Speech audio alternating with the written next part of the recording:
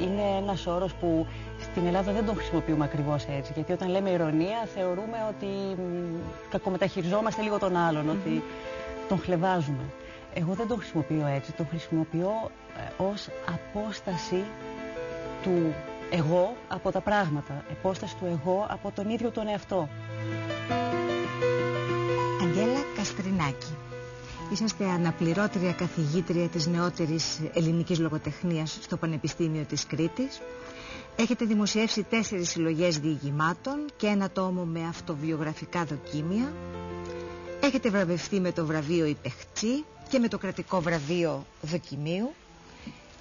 Και πότε το γράψατε? Έρωτας στον καιρό της ηρωνίας, το τελευταίο σας μυθιστόρημα. Πότε το δημοσίευσα? Πότε το δημοσίευσατε? Ναι. Το 2008. Το 2008. Δημοσιεύτηκε τον Νοέμβριο. Ναι. Έρωτας στον καιρό της ηρωνίας, από τα ελληνικά γράμματα. Κυρία Καστρινάκη, όταν ο Μαρκές έγραφε τον έρωτα στα χρόνια της χολέρας, ο έρωτας διαρκούσε μια ζωή του πρωταγωνιστή προς την γυναίκα που αγαπούσε.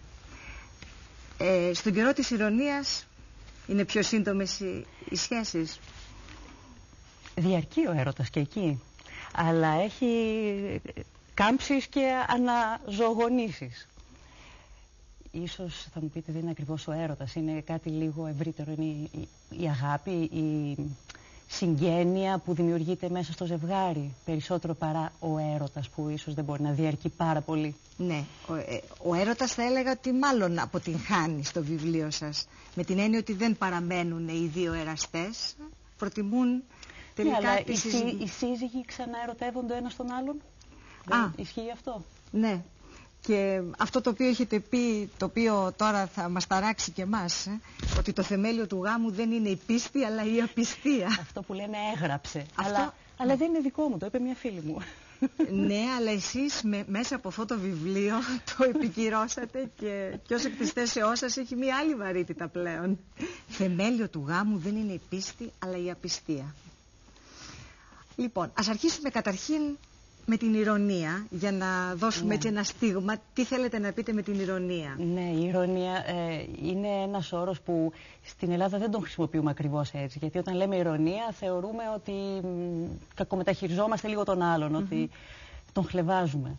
Εγώ δεν τον χρησιμοποιώ έτσι, τον χρησιμοποιώ ως απόσταση του εγώ από τα πράγματα, απόσταση του εγώ από τον ίδιο τον εαυτό. Μπορεί να βλέπει τα πράγματα από κάποια απόσταση και να κρίνει τον εαυτό του. Αυτό σημαίνει ότι δεν ταυτίζεται το εγώ με τον εαυτό του. Ο έρωτας προϋποθέτει μια απόλυτη ταύτιση. Έτσι. Να ξεχνάμε ενστάσεις, να μην σκεφτόμαστε ότι υπάρχει ίσως ένα μέλλον που δεν μπορεί πάντα να είναι της ίδιας τάξης, έντασης κτλ. Αυτό πρέπει να το ξεχάσουμε. Αυτός που κρατάει μια απόσταση από τον εαυτό του και από τον έρωτα είναι ένας ηρωνικός τύπος, ας πούμε. Ή τουλάχιστον από τη στιγμή που αρχίζει να το βλέπει έτσι.